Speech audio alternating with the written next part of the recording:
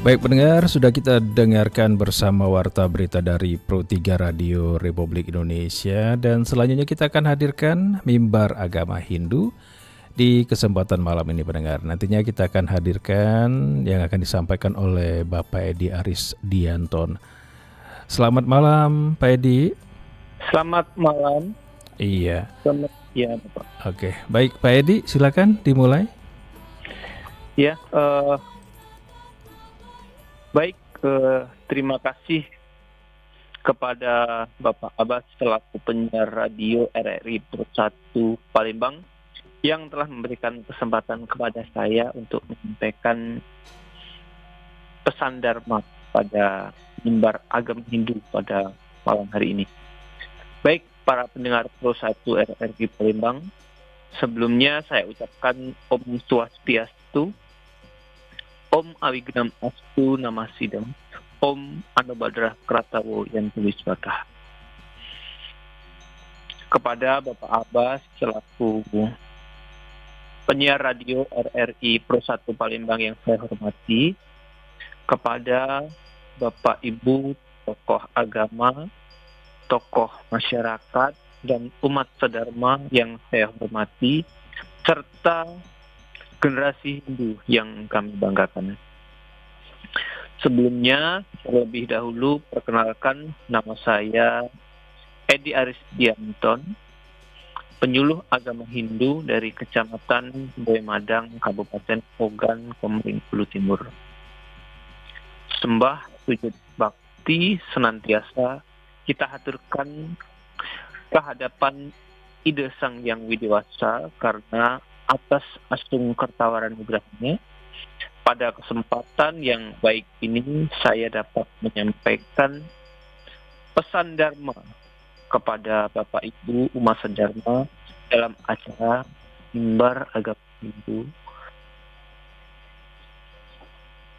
Di sini saya sebagai narasumber bukan bermaksud menggurui Bapak Ibu umat sedharma, tetapi saya hanya ingin berbagi sedikit pengetahuan yang saya miliki. Oleh sebab itu, Bapak Ibu Mas Dharma, apabila nantinya ada kekurangan atau hal-hal yang kurang berkenan di dalam penyampaian saya, bisa diberikan perbaikan oleh Bapak Ibu Mas Dharma. Dalam kesempatan yang baik ini, izinkan saya menyampaikan pesan Dharma dengan tema Satripu. Satripu berasal dari kata sat yang berarti 6 dan ripu yang berarti musuh. Jadi Satripu memiliki arti 6 musuh. Musuh yang dimaksud adalah yang berasal atau yang bersumber dari dalam diri kita. Nah, untuk bagian-bagian dari Satripu, marilah kita bahas satu persatu. Yang pertama yaitu kama, yang berarti keinginan atau hawa nafsu.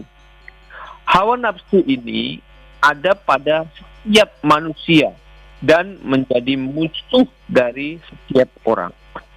Nafsu yang tidak terkendalikan akan membawa kita ke jurang neraka dan akan memberikan karma wasana yang tidak baik kepada kita, baik di kehidupan saat ini maupun di kehidupan yang akan datang.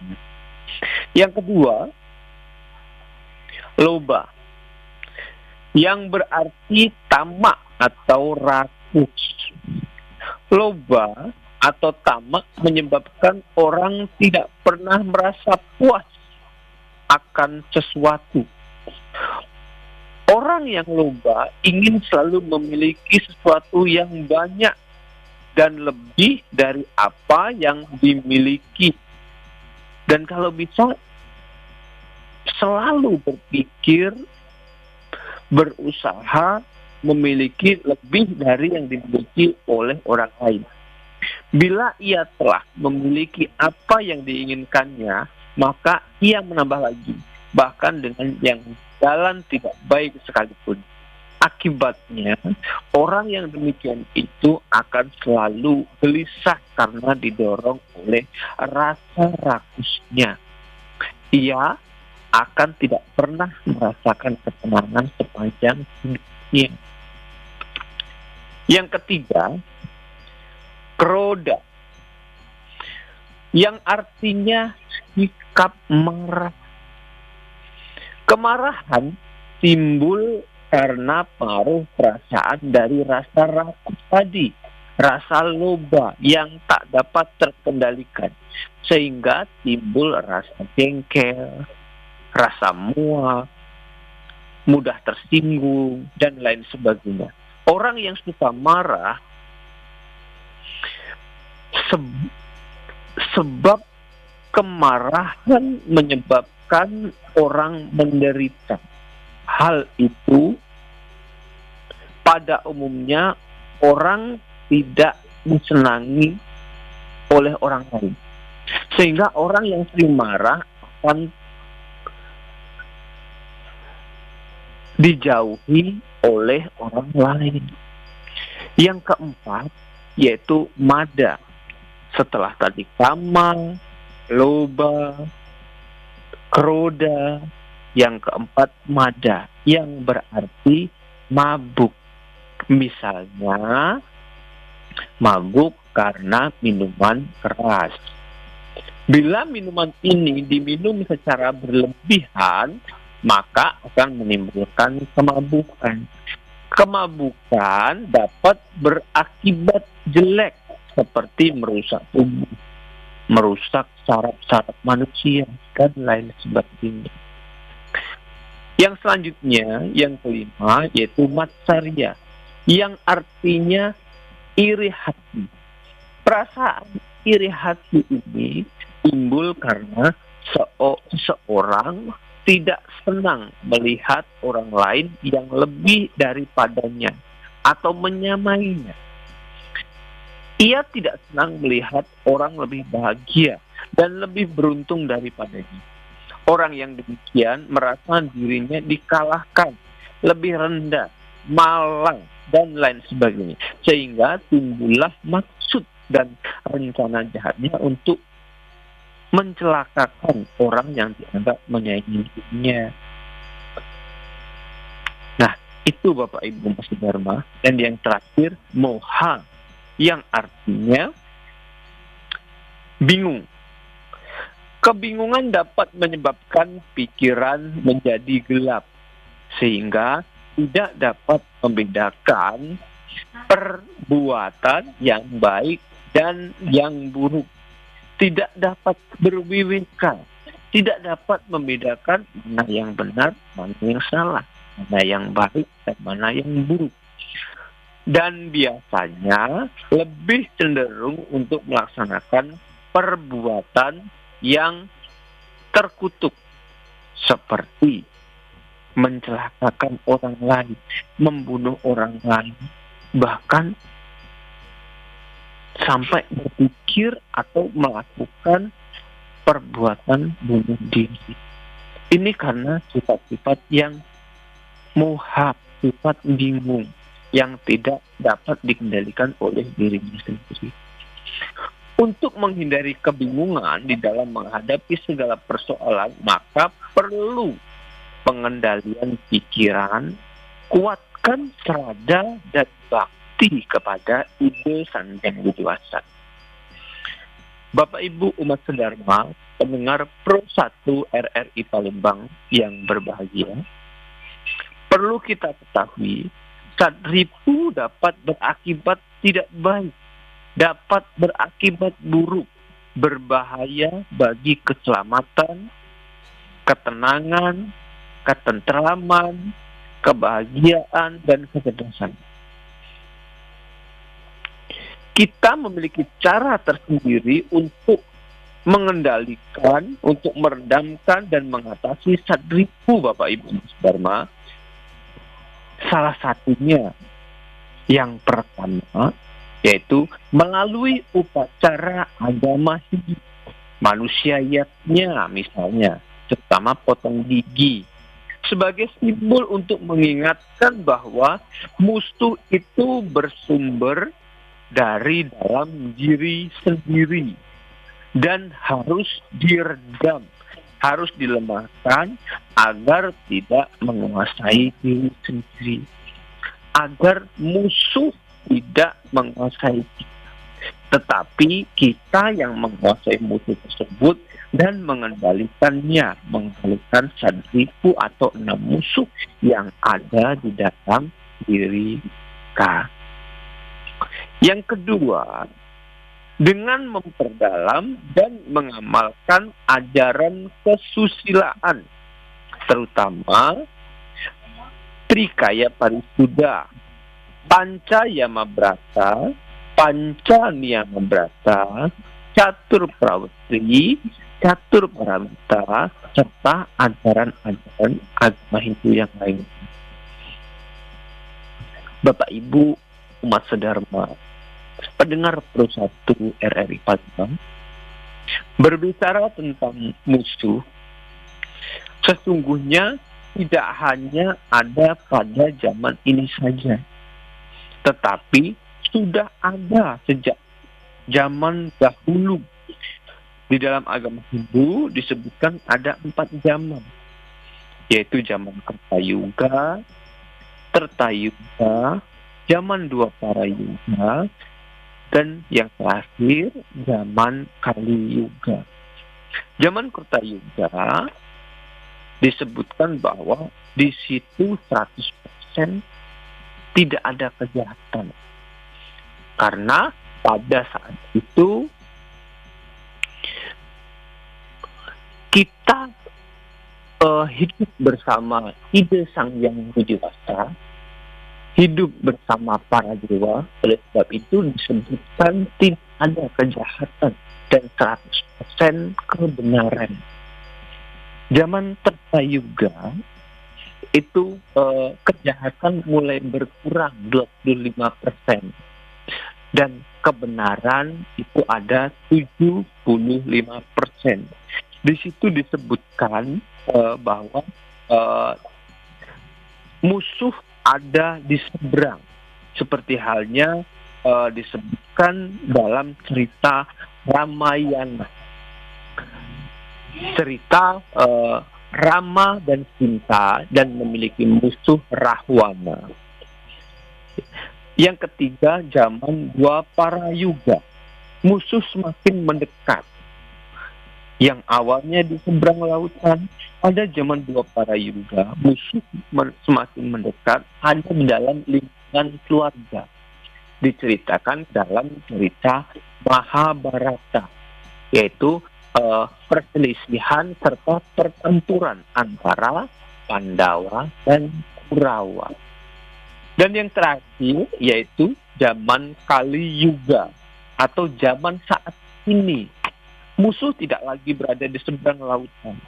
Musuh bukan saudara-saudara kita, tetapi musuh yang utama yang harus kita kendalikan, yang harus kita kalahkan, yaitu musuh yang ada di dalam diri kita, yang disebut dengan Sadripu. Dalam Kekawin Ramayana, bab 1 Wiramasmita bait 4 sebagai berikut.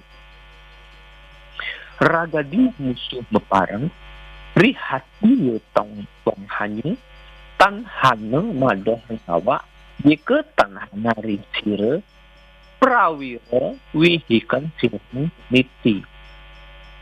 Yang artinya, keinginan atau kama dan semua jenis musuh yang terdekat yang ada di dalam hati, tempatnya tidak jauh dari badan sendiri, yang semacam itu tidak ada dalam diri beliau. Sifat kesatria yang dimilikinya serta pintar dalam menjalankan pemerintahan. Apa yang akan kita lakukan terhadap musuh? Apakah dilawan dikendalikan, dimatikan, bersembunyi, atau lari, atau kita anggap semua pilihan itu benar, Bapak Ibu Mas Saudara. Tentu kita mempunyai jawaban masing-masing, mempunyai jawaban sendiri-sendiri dan cara sendiri untuk menyelesaikannya sesuai dengan situasi, kondisi tertentu, dengan payung yang bernama WWK dengan atau kekuatan untuk memilah, untuk memilih, untuk membedakan mana yang benar, mana yang salah, mana yang baik dan mana yang buruk, Bapak Ibu. Musuh atau ripu secara kodrati keberadaannya melekat pada diri kita. Sebab pada hakikatnya dalam diri manusia terdapat Dewi Sampat dan Asuri Sampat, yaitu sifat kedewaan dan sifat raksasa yang ada di dalam diri kita. Namun tidak jauh dari diri kita sendiri, keberadaan musuh dalam diri perlu dijadikan sahabat. Berbagai sastra agung agama Hindu memberi solusi dengan cara mengendalikan. Raja kendali itu yang bernama pikiran sebagai rajanya indria atau yang disebut dengan rajendriya. Setiap hari kita diharapkan pada sesuatu yang bernama musuh. Jadi setiap hari kita dihadapkan musuh yang ada di dalam diri kita. Setiap sudut ada musuh. Kalau dalam diri ada perang, di sana pasti ada musuh. Kalau ada perang yang tidak pernah berhenti, pasti juga musuh akan tetap ada. Semua senang apabila mengalahkan musuh. Musuh, perang, kalah, menang, berbanding dengan sahabat Yama, Patu, Somil, dan Santi. Di dalam Mahabharata, saudara 5 atau Panca Pandawa punya musuh yang bernama dengan 100 Kurawa. Punya Nyamba 4, musuhnya 6, yaitu Satripu dan Sapta Mira. Dapat dipahami bahwa musuh lebih daripada kawan. Setiap hari, setiap detik, setiap menit, setiap jam, siang dan malam bangun tidur dengan musuh. Sebabnya musuh menjadi sahabat. Mari putarbalikkan. Buta, indria, musuh semuanya itu dijadikan sahabat atau nyama. Niscaya musuh tidak ada lagi. Sentuhan dengan dunia inilah menimbulkan bermacam-macam fenomena kejiwaan dan bermacam peristiwa perbuatan manusia. Dunia ini demikian menariknya, demikian indahnya sehingga pikiran orang dininabobokkan melalui indrianya. Hal inilah yang menambah dirinya pada dunia ini sehingga dapat lupa akan hakikat kemanusiaan. Maka dari itulah harus dikendalikan indrianya supaya sang pribadi dapat menjadikan ia budaknya dan bukan pribadi yang menjadi budak dari musuh-musuh tadi. Derasnya air berubah menjadi pembangkit listrik yang menyinari kegelapan malam. Dikemas menjadi air mineral, mengalir teratur, membersihkan kotor, ragawi, bahkan meruat rohani. Dalam Upanishad disebutkan, Atmanam Widi Sariram Ramantu Budim Tu Saradam Widi Manah Prakam ewaja, ketahuilah bahwa pribadi adalah tuannya kereta, badan adalah kita. Ketahuilah bahwa kebijaksanaan itu adalah kusir dan pikiran adalah pekangnya. Menjadikan musuh sebagai sahabat mesti memahami selaput yang bernama keinginan. Keadaannya pada situasi tertentu kadang tidak terarah, seringkali bertindak dengan berbagai cara, tanpa peduli norma, aturan yang berlaku di mana ia hidup. Yang ia bentukkan adalah keinginannya terlaksana, terpuaskan.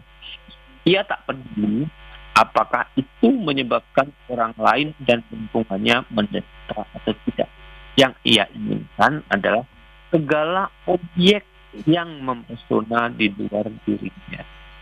Bila keinginannya terpenuhi, ia menjadi suka, bahagia, girang, dan ingin lebih puas lagi. Akibatnya, ia menjadi orang yang rakus, sombong, bangga, dan mabuk dengan segala harta dan kesenangan yang ia mampu.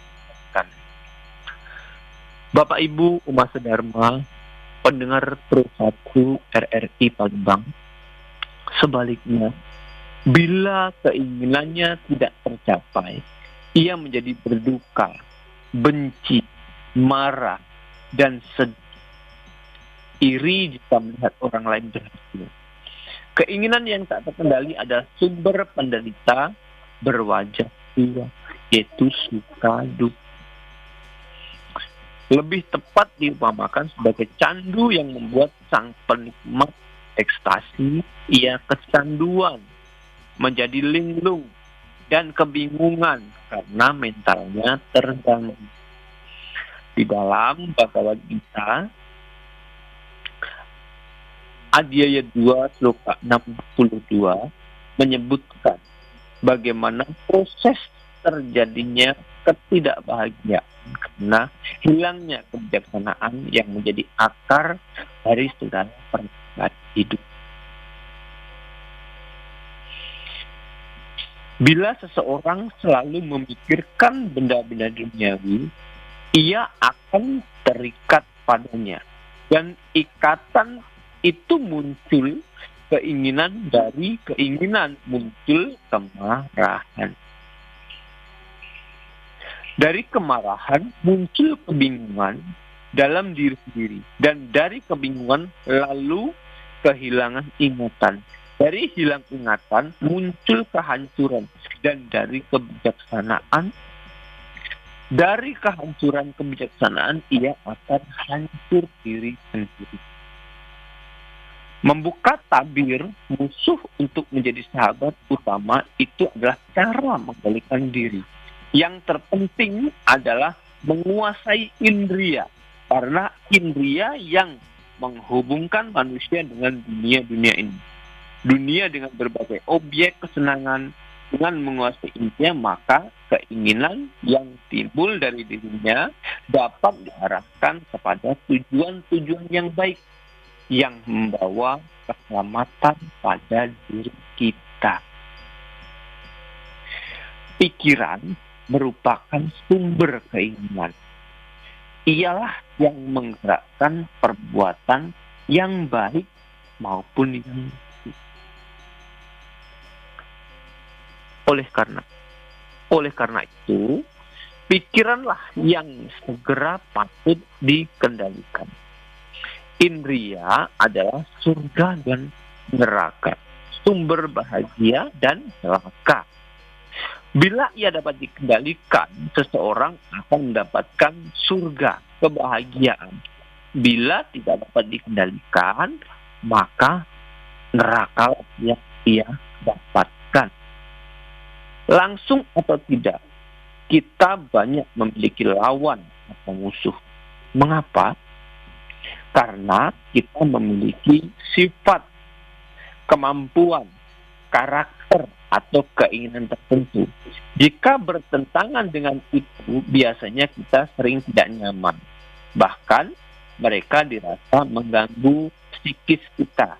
Psikis kita terasa terganggu dengan keberadaan mereka. Sehingga kita berperilaku tidak alami terhadap mereka. Kita menjadi tiba-tiba mudah marah. Berupaya menghindar, tidak simpatik, bereaksi negatif, bahkan berupaya menjatuhkan mereka secara moral. Teks di atas telah mengindikasikan sifat-sifat iri, merasa direndahkan, dan tidak percaya diri muncul ketika ada orang dirasa melebihi kita. Apakah dalam hal kemampuan, kekayaan, kecantikan, kedudukan, dan lain sebagainya. Apakah kemungkinan rasa iri, jengkel, atau dalam konteks sutra Panjala, rasa ketidaksukaan ini bisa dihilangkan? Inilah sesungguhnya inti ajaran agama Hindu. Pertama, Hindu mengurai fakta bahwa manusia dengan kebodohannya senantiasa tidak nyaman dengan banyak hal dan berujung pada penderitaan. Satu bagiannya adalah masalah suka tidak suka. Kita suka saat sesuai dengan diri kita, sebaliknya tidak suka apabila tidak sesuai dengan apa yang kita inginkan.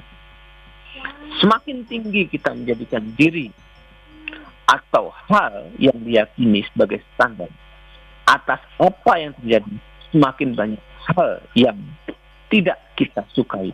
Makanya orang begini biasanya suka nyinyir, mohon maaf, terhadap keadaan karena rasa yang tidak ideal, tidak disukai, dan lain sebagainya. Bapak Ibu umat sedharma, sesungguhnya ribu tersebut bibitnya telah terbawa bersamaan dengan karma wasana kita sejak kita dilahirkan. Demikian juga sadripu akan selalu muncul akibat perpaduan dari triguna, terutama pada sifat rajas dan tamas. Hal ini pun akibat rangsangan atau benda-benda dan pengaruh lingkungan hidupnya. Maka WWK disertai dengan sifat-sifat satwamlah yang sebagai pengendalinya. Perpaduan rajas dan tamas sebagai perangsang munculnya sadripu yang tak bisa diredam dengan satwam dan dharma akan menghasilkan asubha karma atau perbuatan. Namun sebaliknya, apabila dapat diatasi dengan satwam dan dharma, yang muncul adalah subha karma, perbuatan baik. Sebagaimana dijelaskan dalam ikan kakak kawin Ramayana yang sudah disebutkan tadi, bahwa semuanya bersumber dari diri kita. Intinya tergantung dari kemampuan, pengetahuan, dan pikiran untuk mengatasi dan mengarahkannya. Bapak Ibu umat sedharma pendengar Pro 1 RRI Palembang, demikianlah mimbar agama Hindu yang dapat saya sampaikan pada malam hari ini. Apabila ada kata-kata yang kurang berkenan di dalam penyampaian saya mohon maaf yang sebesar-besarnya, dan kepada Ibu Sang Hyang Widewasa saya mohon ampun. Saya ucapkan terima kasih kepada Bapak Abbas selaku penyiar radio RRI Palembang yang telah memberikan kesempatan kepada saya. Dan saya akhiri mimbar agama Hindu pada malam hari ini dengan salam Rama Sakti. Om Santi Santi Santi Om. Iya, terima kasih Pak Edi untuk kebersamanya di mimbar agama Hindu malam ini. Iya, Bapak, terima kasih juga, Bapak. Ya, sampai jumpa. Selamat malam. Selamat malam, Bapak. Baik pendengar, sudah kita dengarkan bersama Mimbar Agama Hindu di kesempatan Rabu 15 Oktober 2025 sekaligus menutup perjumpaan kita dalam rangkaian Palembang sore ini. Nantinya akan ada rekan saya Nadia yang akan menemani Anda untuk program berikutnya Palembang malam ini. Abah Surya pamit, selamat malam, selamat melanjutkan aktivitas Anda. Sampai jumpa di lain kesempatan. Salam sehat untuk Anda semua. Pastikan Anda berada di frekuensi yang tepat untuk mengikuti seluruh ragam acara RRI Palembang yang bisa Anda dengarkan di seluruh jangkauan siar yang ada di Sumatera Selatan.